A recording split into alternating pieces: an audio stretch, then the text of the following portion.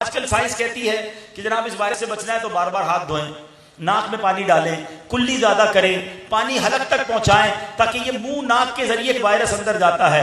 अपने इन 4 आज़ा को ज्यादा क्लीन रखें, ये बताया जा रहा है। सुभान अल्लाह। अब जो 5 नमाजें पढ़े और 5 बार वुजू करे वो हाथ भी धो रहा है, वो नाक में पानी भी चढ़ा रहा है, कुल्ली करके गरगरा भी कर रहा है, चेहरे को भी धो रहा है, कान का मसा भी कर रहा है। अरे 5 वक्त नमाज पढ़ने वाले जैसा साफ कौन होगा।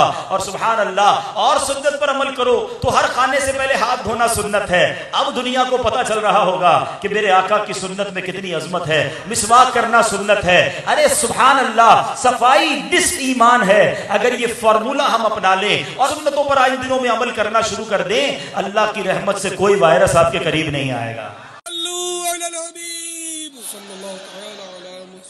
मुझे अपनी और सारी दुनिया के लोगों की इस्लाह की कोशिश करनी है।